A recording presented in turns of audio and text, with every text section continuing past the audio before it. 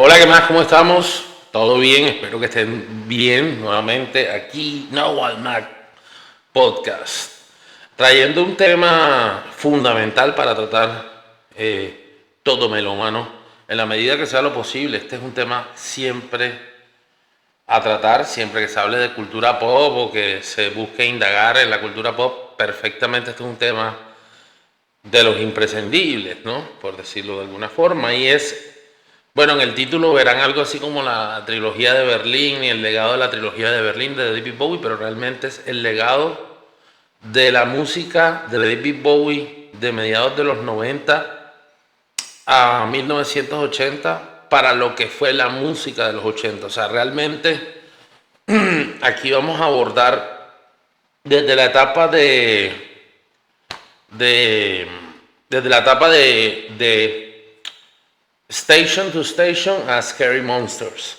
¿Por qué? Porque esa fue la etapa que fue el germen de muchas cosas que se desarrollaron posteriormente en los 80 y más allá de los 80. Entonces, eh, y eso no es todo la carrera de David Bowie, lo cual habla muy bien de él, o sea, del genio que era Bowie. Entonces, digamos que desde los ecos de Berlín hubo un legado sonoro. En ese sentido, hay que hablar de la génesis de la trilogía, ¿no? Y hay una cosa importante que hablar respecto de una ciudad, y no es Berlín para iniciar. Hay una ciudad que es la ciudad de los sueños, pero a la vez la ciudad de los sueños rotos. Es una ciudad a la que migran muchas personas anualmente, semanalmente, fuera y dentro de ese país, y de la que huyen muchos. Y estamos hablando de Los Ángeles. Los Ángeles, California es el lugar donde supuestamente los sueños se van a cumplir. Eso es lo que sabemos. Pero también sabemos que muchas de esos intentos, por decirlo de alguna manera, de triunfar, no fructifican y a veces fructifican, pero al final dejando un lastre de destrucción. ¿A qué voy? ¿A qué voy? Y es que tiene que ver con David Bowie y esto. Bueno, David Bowie se hace el retiro hacia Berlín para iniciar esa etapa de su vida huyendo de Los Ángeles, de los excesos, de los vicios, etcétera. ¿Qué pasa? Los Ángeles es un lugar donde florecen cosas y si no se sostienen de la mejor forma gestionada, se marchitan y de la peor manera. Hay muchos ejemplos. No solamente fue Los Ángeles el epicentro del hipismo, obviamente Estados Unidos, toda la franja oeste, toda la franja oeste era era un territorio muy fértil para los hippies. Es decir, los hippies no solo estaban en San Francisco, estaban a lo largo del país y en la costa oeste, en Oregon, desde Seattle hasta abajo, hacían presencia. Y una de esas fue Los Ángeles. Y ya saben qué ocurrió con toda esa serie de personas que estuvieron en los movimientos hippie y que irresponsablemente se dejaron llevar por el consumo del LSD. Terminaron, eh, terminaron muchos con problemas psiquiátricos, y digamos que un eco de eso fue lo ocurrido con Syd Barrett en Pink Floyd. El desconocimiento de los efectos secundarios de esa droga, del LSD, que es una droga que se debe tomar en dosis pequeñas. Las personas que suelen consumirla recreativamente o quienes ven algo espiritual en ella, no era sabido y mucha gente empezó a consumir irresponsablemente y terminó una epidemia de drogadicción terrible con hijos sin papás y eso. Lo mismo ocurrió en los 80 en Sunset Strip. ¿O qué fue el lastre de Sunset Strip? Sunset Strip era el lugar donde era toda la movida del hard rock, el glam metal, y el entretenimiento musical de California, de Los Ángeles en particular. Y muchos de esas personas de Sunset Strip hoy no están vivos, están muertos. Personas que se alcoholizaron, que terminaron mal. De hecho, incluso mismos miembros de Guns N' Roses lo comentan. Sunset Strip también tiene sus víctimas. Entonces, esas ciudades tan absorbentes obviamente atraen y ahuyentan. Ahuyentan cuando de pronto tú no eres el tipo de persona para esa ciudad. En ese entonces David Bowie estaba viviendo su etapa Station to Station y en pleno de funciones del Thin White Duke, con la dieta, famosa dieta que tenía a base de leche y pimentón rojo y cocaína. Eso era lo que decía él, que solo se alimentaba de eso. Entonces, por decirlo así, David Bowie estaba en un estado de agotamiento de drogas y estaba comenzando a generarse unos cuadros, comenzando a tener brotes psicóticos, unos cuadros paranoicos que, como bien es sabido, las personas que saben de enfermedades mentales saben que eso puede mutar a una esquizofrenia paranoide y terminar la persona muy mal, puede terminar muy mal. En ese contexto, David Bowie vio a Berlín como un refugio. Berlín occidental, obviamente, el Berlín de la Alemania federal. Era una ciudad que estaba totalmente desprovista de glamour, farándula,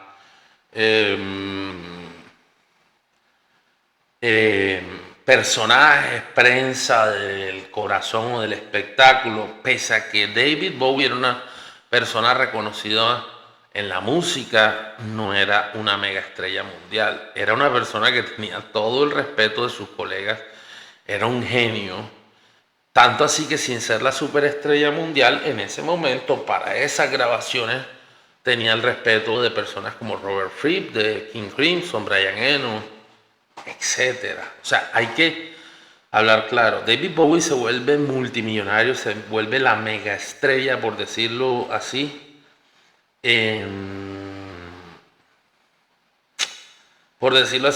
a partir del Let's Dance. Sí, digamos que ese fue, bueno, yo voy a volverme, dejé atrás al Mayor Tom, dejé atrás a Ziggy Stardust, dejé atrás al Thin White Duke, dejé atrás a Aladdin Sane, dejé atrás a todos sus alter egos y se vuelve el David Bowie pop star, pulcro, de imagen pulcra, rubio, bien vestido, que bueno, no estuvo mal en ese álbum Let's Dance, que es un álbum bastante memorable, tiene elementos de dance pop muy bien utilizados en producción. Realmente es un buen disco, pero no le calza a los mayores picos creativos, pero tampoco era lo que buscaba Bowie. En ese orden de ideas y recapitulando, en 1976 David Bowie ya no era del todo ni Ziggy, ni el Thin White Duke, ni siquiera era un hombre cuerdo.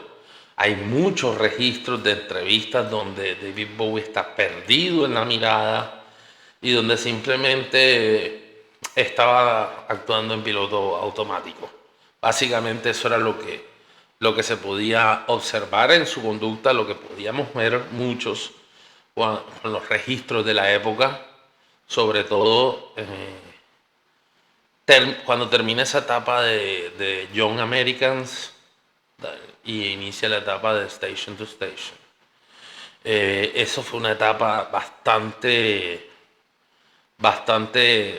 digámoslo así, narcótica para David y creo que la más narcótica para David Bowie. En definitiva, no creo que haya consumido más drogas que en ese entonces.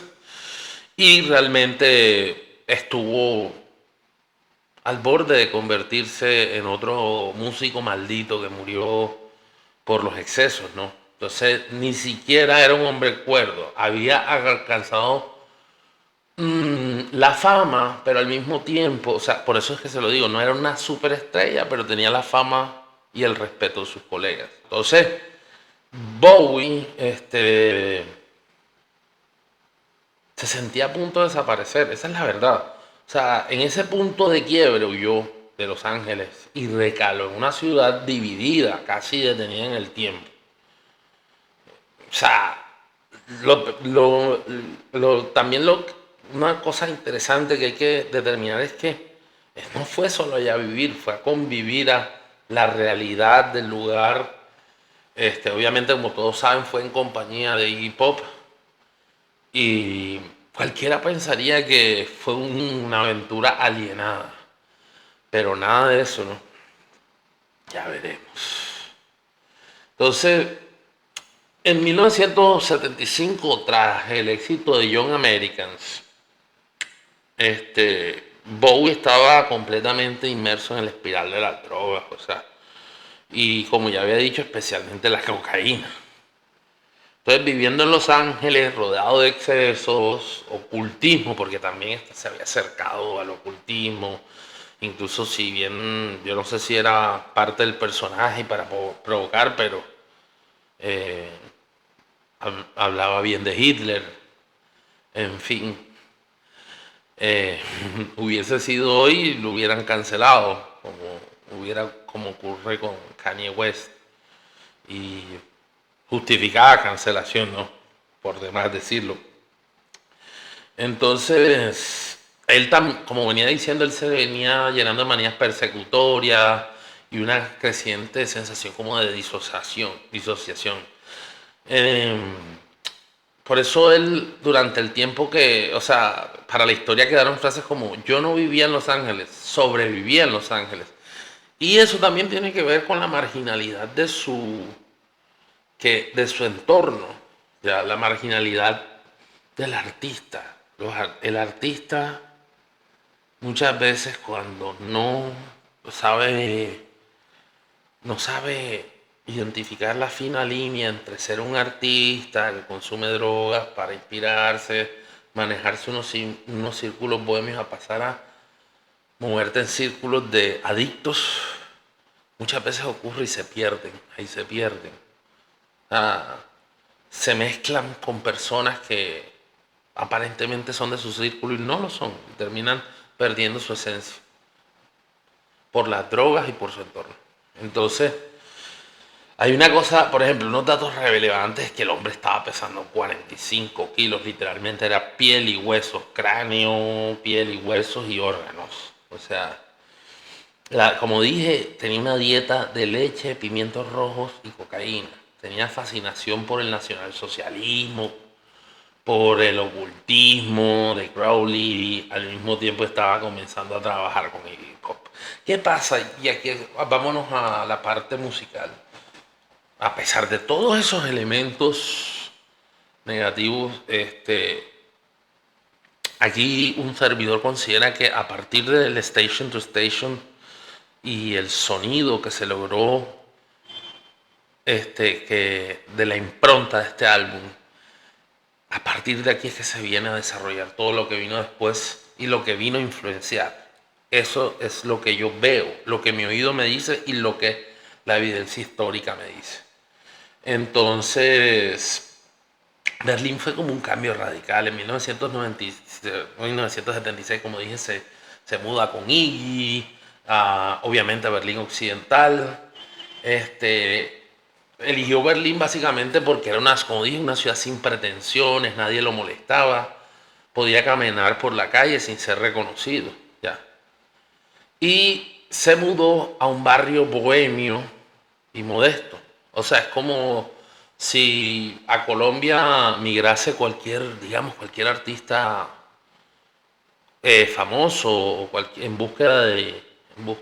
artista del mercado anglosajón, en búsqueda de cambiar a un entorno no tan pretencioso, y en Bogotá, en vez de mudarse al Chico, se mude a Teusaquillo, a la Candelaria, a la Soledad, a todas esas zonas más bohemias de la ciudad. En este caso era el barrio Schonenberg, creo que se pronuncia así, Schonenberg. Ya. Y no solo fue un refugio, fue un laboratorio sonoro. Todo lo que percibió de su entorno tuvo repercusión en su música. Entonces, retomando, el Station to Station le inyectó el sonido que de cierta forma, en clave de funk, por decirlo así, en clave de funk, comenzó a desarrollar ese sonido que repercutió posteriormente en los 80. Los grooves implementados en algunos temas de ese álbum son base para sonidos posteriores. Eso está claro. Entonces, cuando se habla, por ejemplo, que el New Romantic viene de David Bowie en gran medida, está inspirado en David Bowie en gran medida, para mí esa inspiración no deviene solamente del... Pues se dice mucho que viene de la trilogía de Berlín, exclusivamente no, y se están sacando 2 discos que para mí fueron fundamentales para ese sonido. El anterior, Station to Station, y el posterior a la trilogía, que es el Scary Monster. Obvio, en la mitad está el Low, está el Heroes y está el Dodger. Eso es clarísimo.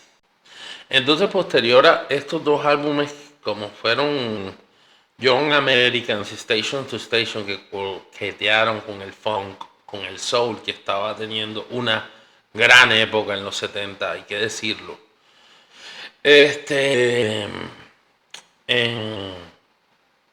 Ya venía, pues, entonces cimentando las bases de las influencias que posteriormente le brindó a los artistas emergentes de los 80. Entonces, retomando entonces a la llegada de Berlín, digamos que Berlín no era solo un refugio, fue un laboratorio sonoro, era una ciudad no glamurosa, era una ciudad de factorías, de trenes, de acero golpeando, llena de sonidos industriales que inspiraron mucho a Bowie, como lo inspiraron a otros proyectos y otros artistas en el pasado y en el futuro, sobre todo por ejemplo en el techno. Digamos que las capitales techno del mundo son Detroit y Berlín. O sea, creo que en eso estamos claros, ¿no? O sea, eso estamos claros. Entonces, ¿por qué no hablamos de Low? Pues ya veníamos hablando, obviamente Station to Station no solo fue funk, no solo fue soul, eso es decir una gran mentira, porque básicamente es un álbum de art pop con mucha experimentación y con distintos sonidos. Hay que hablar que no todos los artistas hacen discos de un solo sonido, y eso suele ocurrir mucho. Entonces, sí, porque la mayoría de la gente te quieren casi, no, esto es un álbum de metal, esto es un álbum de punk, esto es un álbum de... Pero como así, no. David Bowie sonía, si se le daba la gana, hacía un álbum de distintos sonidos y solía triunfar haciéndolo. En fin, entonces el Station to Station fue una de sus bandas, de sus obras maestras, y eso hay que decirlo. Y para la gran mayoría de las personas que realmente han estudiado bien la obra de David Bowie saben que lo que estoy diciendo es verdad. Entonces ahora hablemos de Low. Low, hay que decirlo de entrada, no se grabó 100% en Berlín, ni su proceso creativo tampoco fue 100% en Berlín. Fue grabado entre Francia incluso, o sea, y parte creo que también en Londres y Estados Unidos, pero fue editado y finalizado en Berlín. Berlín le permitió a Bowie reinventarse, le dio silencio, le dio anonimato y un espejo roto donde ver lo que quedaba de sí mismo. Pero también fue el trampolín para una de las etapas más radicales, influyentes y emocionantes de la historia del pop y de la carrera de David Bowie. Yo digo que es el momento más interesante, por decirlo así. En enero de 1977, Bowie lanzó un álbum que nadie entendió al principio. Fue como si alguien hubiera lanzado una transmisión alienígena, por decirlo así, disfrazada de disco pop. Aunque muchos en su momento, incluso fans de la etapa glam, lo odiaron, aunque ya venían odiándolo desde Station to Station, Low terminó cambiando la historia del sonido de la música popular en general de cierta forma. O sea, hay discos que son un antes y un después para la música, este fue uno de ellos.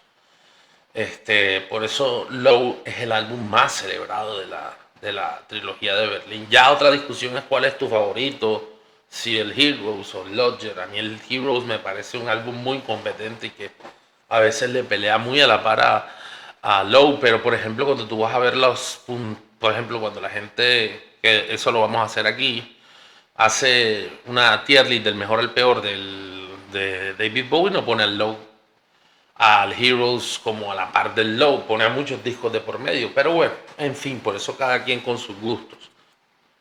Para partir con este tema de Low hay que decir que el disco obviamente tiene dos partes, ¿no? Está la parte pop, pero obviamente no es pop per se, no es pop propiamente dicho, que son canciones breves, a veces incompletas, casi como ideas o menos o demos refinados. Pero eso hacía parte de la experimentación ya de este proyecto. Es el lado melódico del álbum, es el lado vocal del álbum, es el lado eh, asequible de alguna forma, porque como ya lo dije, muchos odiaron este álbum porque no lo digerían. No me quiero imaginar lo que ha de ser para esas personas escuchar en esa época proyectos como One Tricks Point Ever o algo así, o los temas más radicales de Aphex Twin, puede ser, se volverían locos. Entonces, de cierta forma eran ideas revolucionarias empacadas en pop. Estamos hablando de la primera parte de este álbum.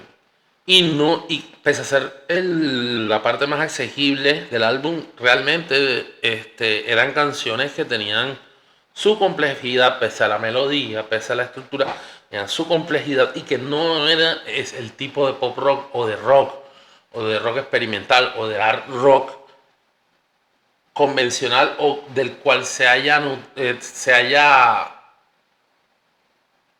inspirado Bowie, o sea, porque realmente sí, hay elementos que obvio integran un producto. Bowie no nace sabiéndolo todo. Obvio lo que escuchó, lo que venía escuchando, lo que venía, y entre eso está Kraftwerk, Brian Eno, que fue aquí un colega que estuvo hombro con hombro, que digamos que la etapa de Berlín no sé qué se circunscribe, o sea, digamos que la bonanza creativa de Berlín no se circunscribe solamente a los tres de la trilogía, sino que incluye un álbum de Brian Eno y dos álbumes de Iggy Pop. Eso también para que se quede claro, ¿no? Entonces, bien, el lado B de ese entonces fueron piezas instrumentales, ambientales, algunas lentas y contemplativas y con mucha influencia del ambient.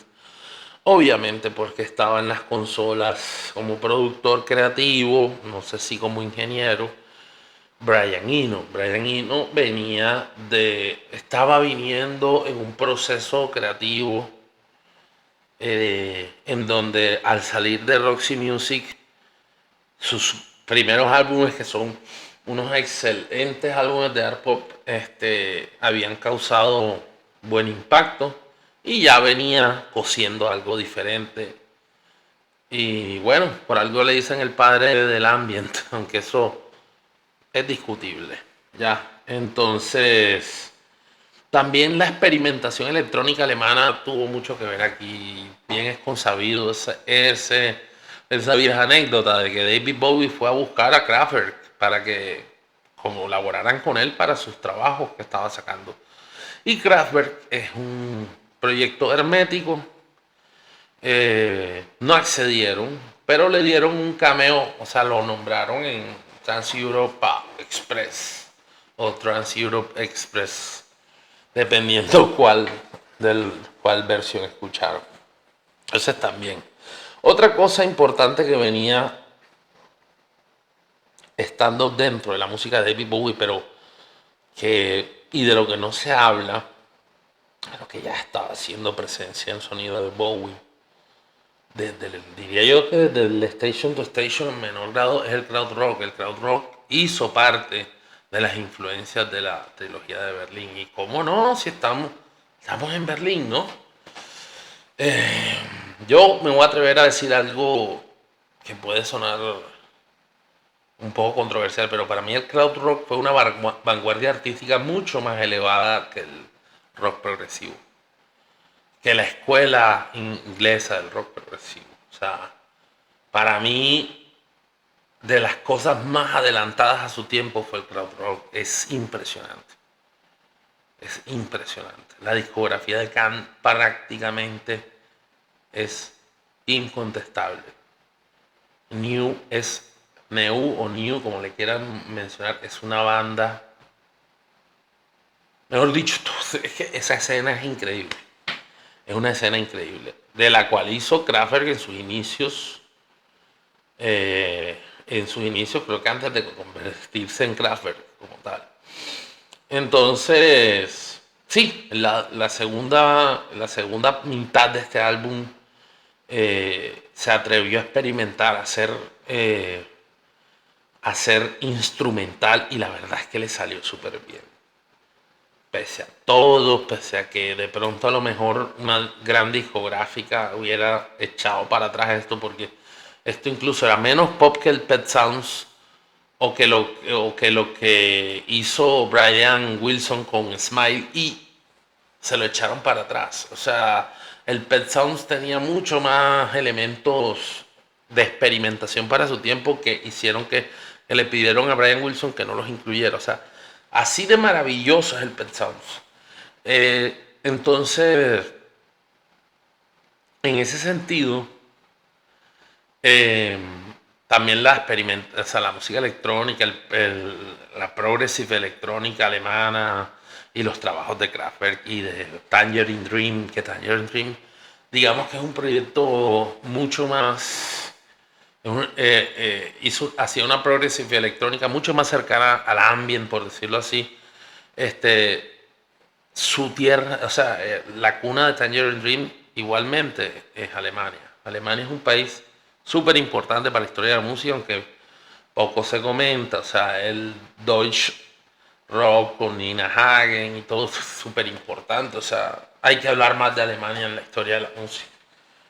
En el metal, la escuela trashera de Alemania, o sea, el Big Four alemán, la escuela teutona del trash alemán. No, es que Alemania es súper importante.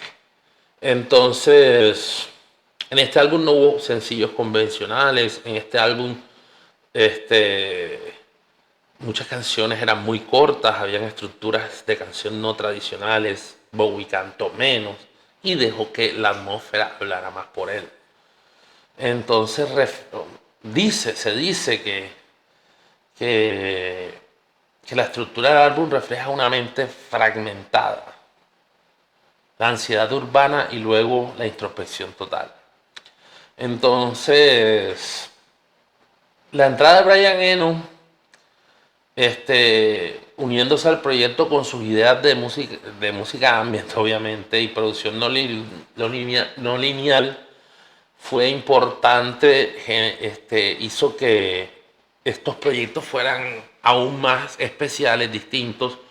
Introdujo las estrategias oblicuas o las oblique strategies, que son unas tarjetas que son empleadas para el bloqueo creativo, fue algo que se inventó Brian Eno, unas tarjetas como unas cartas que tú las tenías ahí, las revuelves y cada, cada carta tiene una insignia, un texto de una instrucción que debes hacer. O sea, por ejemplo, repite 4 veces lo que acabas de grabar. Canta, compón un verso y un estribillo, grábalo y después reprodúcelo al revés e introdúcelo en el disco. Cosas así por el estilo. Si quieren saber más de esto, hay un canal maravilloso que está inactivo, no sé por qué, porque es de los mejores divulgadores de música que tenemos en internet. Ojalá y vuelva. Y es Víctor de Music Radar Clan. Él tiene un video especial, lo voy a poner acá para que puedan ir a ese video. Y habla especialmente de las oblique strategies, las estrategias oblicuas en detalle y muy bien relatado. ¿Qué más detalles técnicos podemos decir del logo? Ahí se manipularon las pistas en tiempo real, las cintas. Acuérdense que la grabación antes era grabación, producción, postproducción, todo era 100% analógico.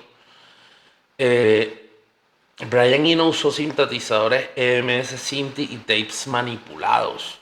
Se exploró o se introdujo el concepto de la imperfección como belleza, cosa que posteriormente, y ya se venía manejando también gracias a artistas, porque así como Bowie inspiró, yo pienso que entre esos próceres está Lou Reed.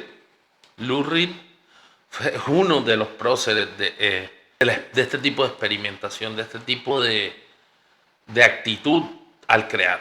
Entonces, así es.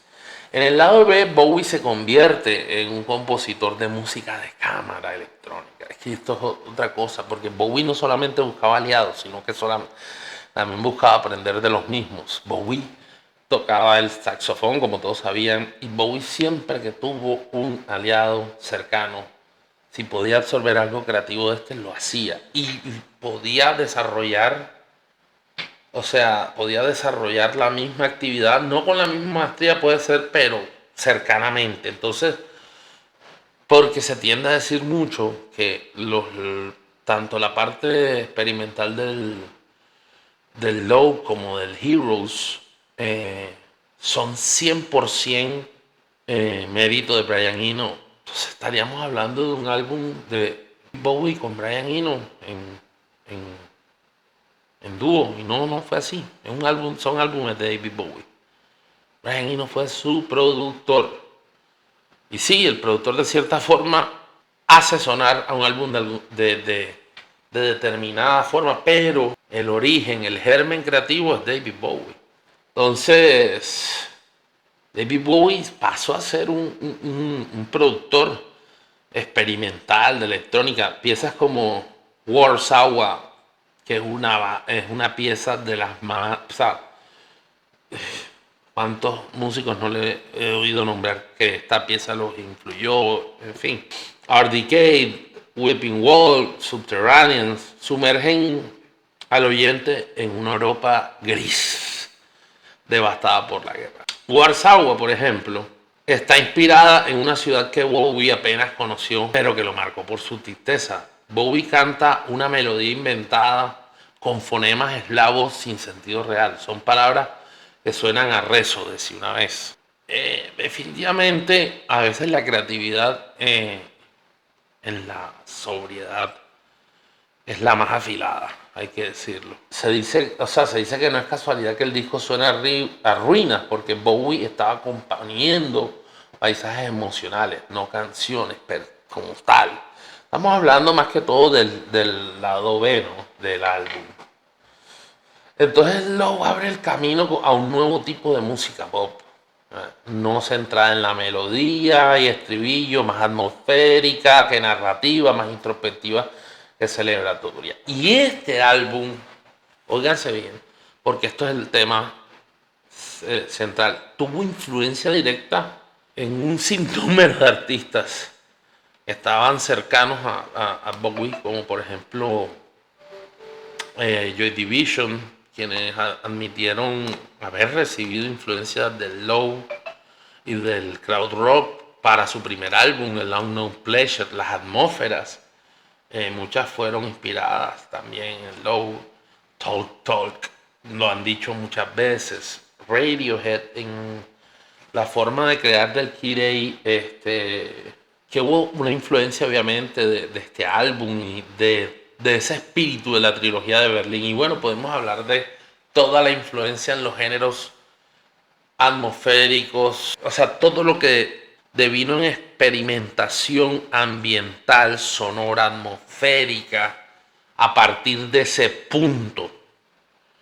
Porque vuelvo y repito, la Velvet Underground ya había hecho cosas en ese camino, para avanzar en ese camino. O sea, no se le reste mérito a Lou Reed ni a la Velvet, pero realmente a partir de ahí se nutrieron. Fue influencia para el post-rock, fue influencia como artistas como Sigur Rós lo manifiestan para el Dream Pop, como M83 lo ha dicho, el grupo francés, Beach House también, para el IDM y géneros parecidos como Aphex Twin en Birds of Canada, han manifestado la influencia de este álbum. Low fue un disco de soledad, pero también de reinvención. Y como todo gran gesto artístico, primero desconcierta y luego deja huella. Esto fue como una construcción progresiva. Cada álbum fue como un avance.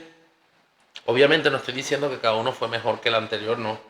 Pero sí fueron como construyéndose ideas a partir de eso. Porque el álbum siguiente, pese a tener similitudes con el Low, no sería igual. Eso hay que decirlo. Entonces, después vino Heroes. Heroes, qué álbum más especial. El álbum más alemán de la trilogía de Berlín. Este realmente sí fue un álbum de Berlín. En el 77, Bowie ya no huía, observaba Berlín Occidental, era una ciudad fracturada con el muro atravesado no solo por calles, sino las vidas. Ya, o sea, el muro dividió familias, como muchos lo saben, el muro dividió parejas, el muro fue, por eso que muchos lo llamaron el muro de la vergüenza. Allí, frente a esa herida de concreto que era el muro, compuso el disco que para el oyente más común es el disco más monumental de la trilogía. Entonces, este álbum fue toda una oda a la esperanza rota, a los amores clandestinos y al ruido del alma industrial. Heroes fue grabado en Hansa Studios, ahí en Berlín, a unos metros del muro. Y desde el estudio ellos podían ver a los soldados de Alemania Oriental, y veía a los soldados patrullando, todo, en fin. El estudio tenía también una acústica cavernosa, una reverberación natural que se filtraba en las grabaciones. Es más, Bowie dijo que grabaron con el eco del muro como compañero. Y Tony Visconti, que fue también productor, o sea, digamos que no fue que le pegó una patada en el culo a Tony Visconti de David Bowie, o sea, Tony Visconti también trabajó aquí, de la mano de Brian Eno, y también fue productor de este álbum el mismo Bowie. Esto hay que hablarlo, aquí metió mano también en este segundo álbum el señor Robert Fripp. Entonces Tony Visconti grababa guitarras y voces captando no solo el sonido sino el entorno. Hablemos de la canción Heroes, porque esta canción, pese a ser de las cosas menos complejas de la trilogía de Berlín, es de las cosas más maravillosas. Es una canción entrañable. Esta canción se grabó con 3 micrófonos conectados a distintas distancias. Uno cerca como para capturar la voz íntima, otro a 6 metros de distancia y otro a 15. Cada micrófono se activaba al aumentar el volumen de la voz de Bowie, forzándolo a gritar para ser captado por el más lejano. El resultado no solo fue intensidad emocional, sino también una arquitectura acústica en forma de canción realmente. O sea, es que esta trilogía fue genial y era muy difícil que de algo tan genial no viniera todo lo que vino posteriormente. Robert Fripp improvisó las guitarras obviamente en una sola toma manipuladas en reversa. Sintetizadores en capas, también incorporó Brian Eno, que no buscaban melodía sino atmósfera. Por eso es que yo digo, obviamente el Heroes es un álbum más pop todavía que el Low, pero no son tan distintos. También tiene su parte experimental. Y esta canción, que parece una declaración de amor triunfante, su trasfondo es bastante triste. David Bowie presenció una escena que lo conmovió, que fue ver a su productor Tony Visconti besando a su amante cerca del muro. Bueno, tenía un amante en el otro lado en la otra Alemania, que sirvió como materia prima de inspiración para Bowie en esta canción. Es una canción que habla más de la resignación, pero que habla desde la resignación de decir, bueno, ya estamos en esta condición, pero disfrutemos este pequeño momento que tenemos, de aferrarse a esos poquitos momentos de felicidad o de amor que hay en medio de la zozobra y de la tristeza. Hay otros temas, obviamente yo mencioné The Beauty and the Beast, que es un opening espectacular para este álbum. Es una entrada dentro del canon de Bowie en ese momento agresiva, con un funk descompuesto, con ruido de fondo. Sense of Doubt y Moss Garden son piezas de ambient que evocan la ansiedad y la alineación urbana, muy en la línea del Low. Heroes es un disco que se mueve entre la carne y el vapor, entre lo material y lo intangible. El legado de Heroes en la historia musical no fue menor al de, por ejemplo, el de Low. En su momento, como el Low no tuvo éxito comercial, pero se convirtió en un hito. Fue el disco de la trilogía enteramente grabado en Berlín y ha sido reinterpretada múltiples generaciones como símbolo de lucha. Incluso, hablemos de influencias. Obviamente, para nadie es un secreto que Arcade Fire abiertamente ha dicho que una de sus mayores influencias fue David Bowie. Por algo David Bowie los apadrinó cuando los descubrió. Que me acuerdo que ese padrinazgo se lo estaban peleando Bowie y Bono de YouTube. No sé qué Bono que pintaba. Arcade Fire para algunos o para muchos era la banda, más revolucionaria de la década de los 2000 a partir de la mitad de los 2000.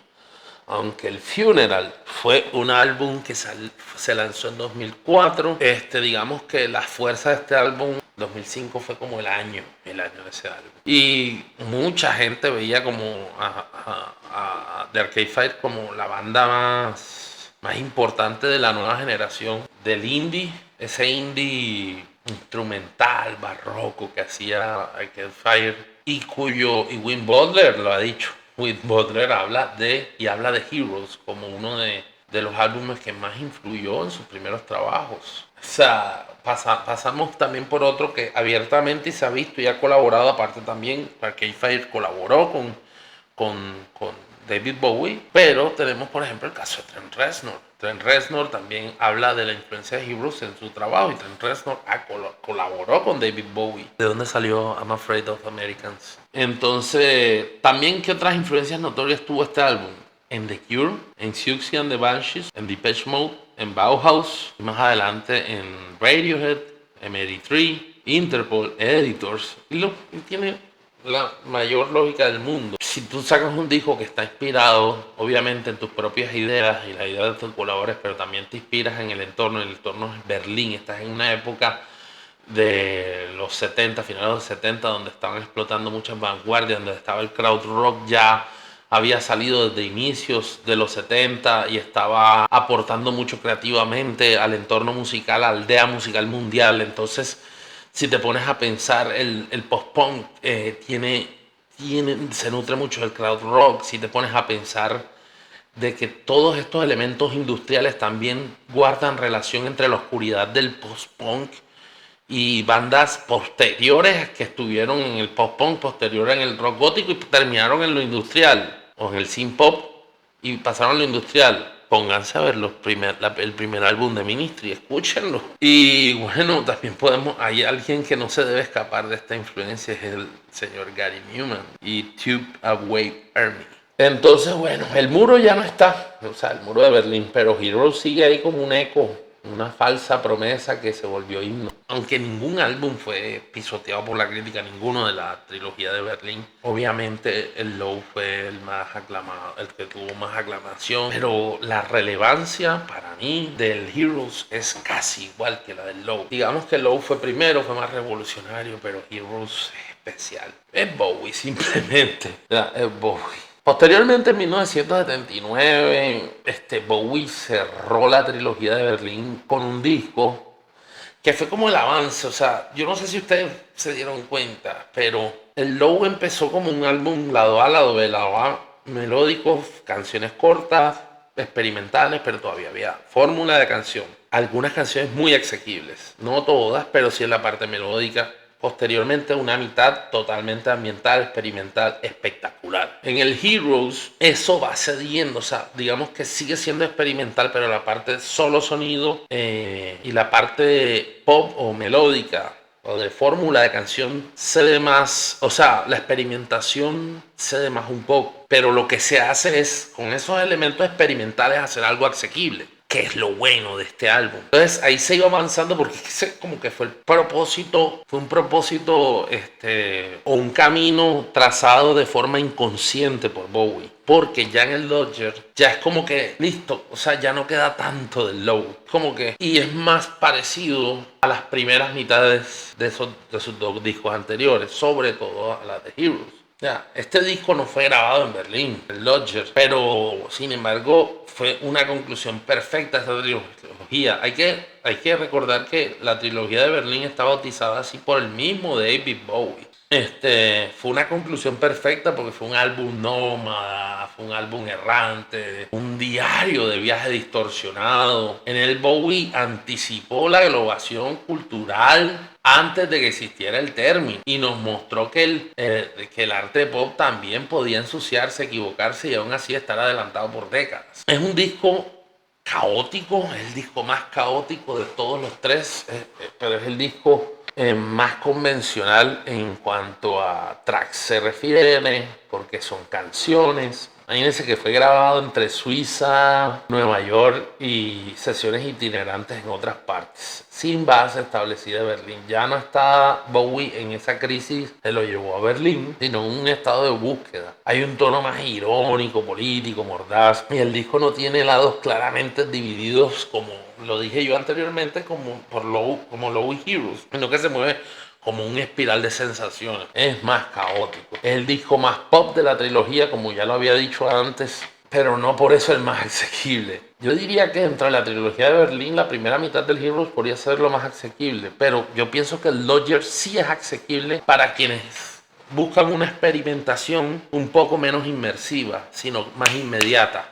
Eso es lo que yo creo, porque para mí Lodger sí es asequible, pero es experimental a la vez, sino que es una experimentación más inmediata. La otra es una experimentación más contemplativa. Entonces, este álbum, por ejemplo, está lleno de errores deliberados, producción sucia, experimentación sin limpieza. ¿Y cuántos de los músicos posteriores no hicieron uso de esos recursos?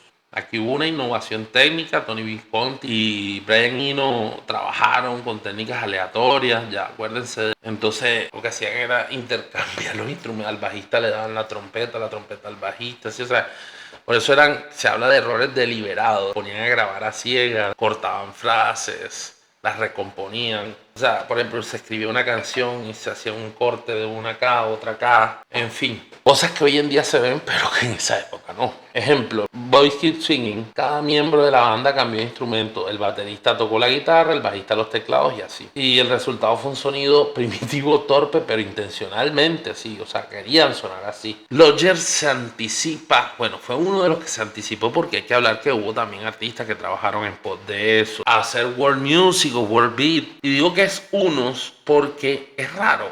A ver, este álbum influenció a Remaining Light de Talking Heads. pedazo de álbum que influenció, o sea, el pedazote de álbum que influenció, uno de los mejores álbumes de la historia. Entonces, muchos historiadores de la música creen que Bowie con este álbum, sobre todo con African Night Flight, es el padre o fue quien encendió la llama para que artistas de rock, de pop, se interesaran en sonidos internacionales y naciera la world music. Eso no es tan así.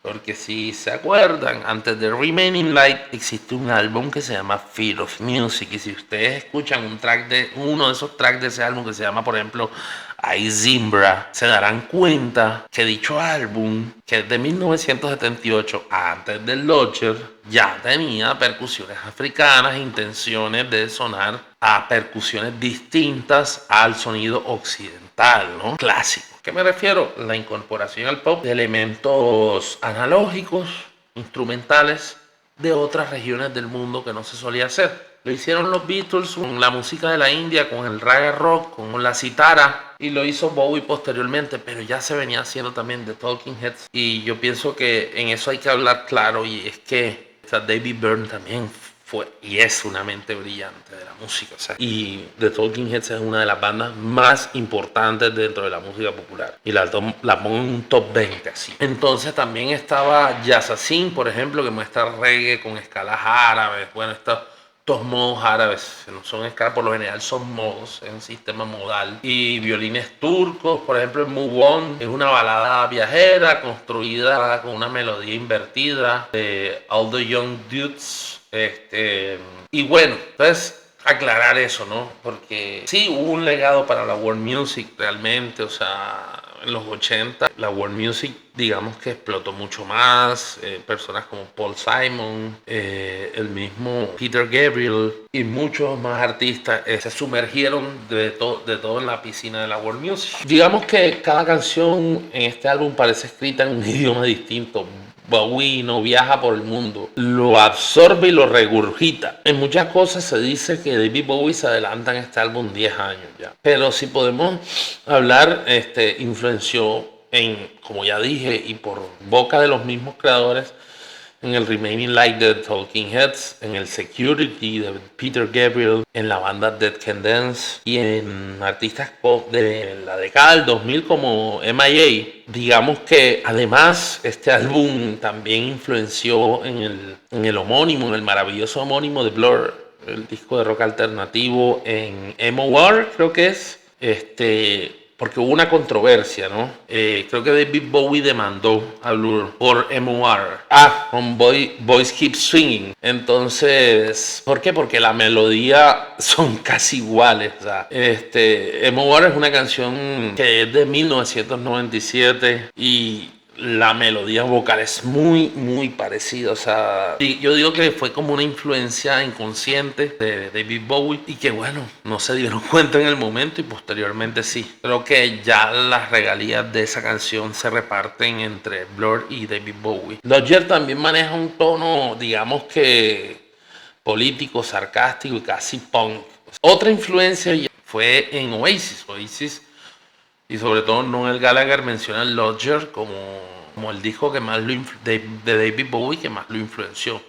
Por eso es que Lodger tiene que ser escuchado. Lodger influenció Talking Heads nuevamente, Beck, TV on the Radio, Oasis, Blur, LCD Sound System, Dirty Projectors, MIA, Bumper Weekend. Bueno, dije Blur, Damon Albarn, porque Damon Albarn también ha dicho su trabajo con Gorillaz y de solista también lo ha influenciado. Fue un álbum masivamente influyente, muy, muy influyente, lo que habla muy bien de la trilogía de Berlín. Y vuelvo y digo, no es un álbum menos experimental que los demás, es simplemente que la experimentación es más inmediata, se revela de forma más inmediata, track a track. Pero es increíble de verdad lo que logró David Bowie artísticamente con estos 3 discos. Y lo que vino después fue el fruto de la influencia de 3 discos, que para mí son 5 realmente, porque hay que, como digo, hay que meter a Station to Station y el Scary Monster. 5 discos maravillosos que crearon todo un legado de artistas o influyeron artistas ya existentes, pero una masa enorme, o sea, fue enorme. Los 80 le deben tanto a David Bowie Me parece increíble que en los 80 le haya ido tan mal a Bowie, siendo que esa década le debe demasiado. Una banda que también es hija de esta trilogía. Ya existía la banda Japan. Japan fue una de las bandas que, y con mejores resultados, recibió la influencia de la trilogía de Berlín y de la etapa de la segunda mitad de los 70 de David Bowie, y lo tradujo en buenos discos. Por eso digo, los 80 le deben demasiado a David Bowie. Y yo sé que lo que estoy diciendo es una obviedad, yo no estoy descubriendo América, pero obviamente la divulgación el ejercicio de la divulgación incluye esto. Apenas fue lanzado, por ejemplo, Low, una nueva camada de músicos se obsesionó con la trilogía. Joy Division es el caso más directo. Ian Curtis era un fan declarado de la canción Warsaw y de sus atmósferas sombrías. Por su parte, Siouxsie and the Banshees, The Cure, Wire, Magazine, todas las bandas de post-punk, bueno, The Cure en su primer momento, tomaron la estructura fragmentaria del Low y el dramatismo de Heroes. Podemos comparar piezas como Sense of Doubt con A Forest de The Cure, canciones como Subterraneans con New Dawn Fates de Joy Division. Por ejemplo, Bowie y Eno en estos trabajos que desarrollaron influenciaron también a movimientos más agresivos, por ejemplo, como Throbbing Castle, también más agresivos y más oscuros. Throbbing Castle, Cabaret Voltaire, obviamente, se nutre mucho de esta etapa, Bauhaus, Skinny Puppy. Y obviamente, como lo dije anteriormente, Nine Inch Nails, o sea, el mismo Trent Reznor, que encarna el alma y es el proyecto Nine Inch Nails, básicamente, se ha rajado la boca decirlo. Otro de los movimientos que recibió la influencia de esta trilogía y de estos trabajos, y yo quiero ir ya hablando del Scary Monster, porque digamos que el Scary Monster no hace parte de la trilogía de Berlín, pero es un primo de la trilogía de Berlín y es el puente entre el David Bowie de los 70 y de los 80. Y digamos que es una obra maestra, es un álbum que es 10 de 10, a mi criterio. Es un disco súper bien pensado y es un disco que fue uno de las materias primas de influencia mayores de muchos proyectos de los 80. O sea, por eso digo que no hay que limitarse. Obviamente se alude a la trilogía de Berlín por ser el núcleo de la influencia, pero también hay que hablar del anterior, de Station to Station, y del posterior, del Scary Monster, porque Scary Monster también tuvo un impacto para muchos proyectos. O sea, Scary Monsters, sobre todo en lo que fue ayudó a terminar de definir el New Romantic, por ejemplo, con canciones como Ashes to Ashes. Y ya van a ver por qué, o sea, es importante. Pero, por ejemplo, esta trilogía, esta época artística de David Bowie tuvo influencia también en el shoegaze, en todo lo que sea el pop mezclado con el ambient y todo lo atmosférico, por decirlo así. O sea, Cocteau Twins, My Blue Valentine, Slow Dive Ride construyen atmósferas emocionales con texturas. Obviamente el Kirei tiene mucha influencia de la trilogía de Berlín, ese espíritu experimental, ese espíritu de hacer cosas distintas, lo encarna el Kirei. El Kirei quizás uno de los discos que más encarne el espíritu de Low.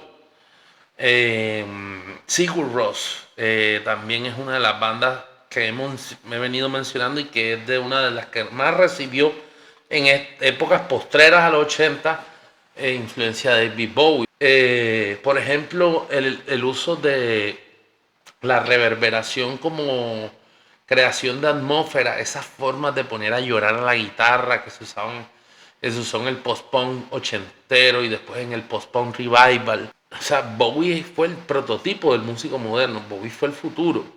En esa trilogía, David Bowie dejó de ser el personaje y se convirtió en el canal.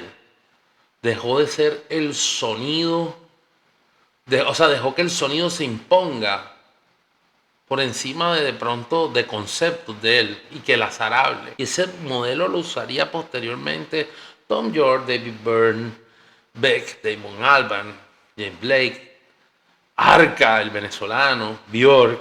La trilogía de Berlín no solo fue un experimento, es una epifanía. O sea, fueron 3 discos donde Bowie se vio en sonido, en ciudad, en ruina, para dejar que el futuro hablara. Digamos que el New Romantic, a muchos lo llaman como los hijos del Duque Blanco, del Thin White Duke. Y esta gente quería representar glamour, futurismo, maquillaje, dramatismo, más sentido artístico, estética. Y querían hacer música con sonidos más cercanos al funk, al synth pop, una música más glamurosa, incluso con elementos de glam. Querían ser otra cosa. Y Bowie no solo les dio la música, les dio el uniforme. O sea, el look del Thin White Duke, para que sepan, de la época de Station to Station, esa ambigüedad andrógina, la frialdad emocional y la teatralidad del gesto fueron absorbidas por los jóvenes del New Romantic, del Blitz Club de Londres, que fue como el epicentro donde nacería este movimiento New Romantic. Ya, hubo una influencia directa de Low y Heroes. El New Romantic adoptó el dramatismo de Heroes y las estructuras minimalistas del Low y la estética de cabaret postmoderno de Lodger. El Thin White Duke, digamos que el New Romantic tomó la mezcla de control frío y emocionalidad latente. Y del Bowie berlinés, digamos que se tomó obviamente los sintetizadores, la rigidez artificial, el romanticismo robotizado o industrializado, el vivir en algo hermoso, pero en el fondo sabiendo que ese algo hermoso es una burbuja. Entonces las propuestas no se hicieron esperar. Por ejemplo, estaba Ultravox en su álbum Viena, celebrado álbum de 1980, uno de los álbumes más importantes del New Romantic y del synth pop al mismo tiempo. Es un ejemplo perfecto de esta influencia con sintetizadores muy presentes, un dramatismo europeo propio de la influencia de la trilogía de Berlín, romanticismo melancólico, canciones como Viena, como Sleepwalk, beben directamente del lado instrumental de Low. Japan, a quienes ya los mencioné, por ejemplo, liderados por David Sylvian, incluso al líder de esta banda lo comparaban con David Bowie. Esta influencia más que todo se vio en álbumes como Quiet Life del 79, Teen Drum del 81, donde ya estaban ya más fusionados con los sintetizadores del todo. Estaba Visage también, estaba Spandau Ballet, que obviamente comenzaron como una banda de Sign Funk Arty, o sea, como una banda de Art Sign Funk. Duran Duran, está The Human League, obviamente influenciado por Bowie, Classic Novax, Yazoo, ABC. Bowie no solo fue una influencia musical, o sea, Bowie fue también un espejo que cada artista quiso habitar. El New Romantic murió rápido, pero su huella quedó en el synth pop, en el art pop y muchos otros estilos musicales, géneros, subgéneros. Hablemos de algo importante. Bueno, entramos a hablar entonces del Scary Monster, ya salido de la trilogía de Berlín. El Scary Monster como álbum que comprende el paquete de álbumes que fueron fundamentales para el sonido de los 80 y que hacen que los 80 le deba mucho, demasiado a David Bowie. Fue uno de esos álbumes, una obra maestra posterior a la trilogía de Berlín, que le tenía que hacer justicia y se lo hizo. Un disco que no pertenece a la trilogía de Berlín, pero tiene méritos artísticos similares a la trilogía de Berlín. Entonces en 1980 se lanzó Scary Monsters and Super Creeps. O sea, este es un álbum no pertenece a la trilogía, pero que la recuerda en cada grito distorsionado, cada sintetizador ansioso, cada máscara rota. Scary Monsters retoma lo dejado por Lodger, pero ahora Bowie ya no está fragmentado, sino hiperconsciente, se observa a sí mismo y se reescribe. It's not no game grita en japonés. Ashes to Ashes recuerda a Major Tom. Y solo para mostrarlo hundido, Teenage Wildlife, por ejemplo, es un manifiesto amargo contra los clones. La alineación berlinesa ahora tenía ritmo. O sea, eso es lo que quería decir. O sea, es como el desarrollo de todo. La paranoia se vistió de videoclip. El pasado volvió, pero distorsionado por una televisión rota. Entonces, en Ashes to Ashes, por ejemplo, que es la canción más insignia de este álbum, Bowie hace algo inédito, vuelve sobre su propio mito, o sea, y lo destruye. Major Tom, que es el astronauta de Space Oddity en 1969, no es un héroe aquí, es un drogadicto. We know Major Tom is a junkie. La desmitificación de sus propios personajes. Ashes to Ashes, por ejemplo, es una canción muy vanguardista porque se anticipa a la estética del videoclip moderno, a la poética del New Romantic en el aspecto de la nostalgia, el artificio, la introspección. Y obviamente se anticipa, por supuesto, al David Bowie de Let's Dance. Ese David Bowie superstar radiable que apareció a partir de 1983. Recordemos que el Scary Monsters es de 1980. Entonces, ¿qué conexión tiene el Scary Monsters con el New Romantic? Que para muchos artistas del New Romantic, Scary Monsters fue la confirmación de que Bowie era uno de ellos, o más bien el que los había inventado, básicamente. Para poner un ejemplo, Steve Strange y Boy George se inspiraron directamente del videoclip y la estética de Ashes to Ashes para su propio aspecto. La teatralidad de Fashion influenció a bandas como ABC, que es una banda que nada entre las aguas del synth pop y del New Romantic, Soft Cell y Culture Club, obviamente.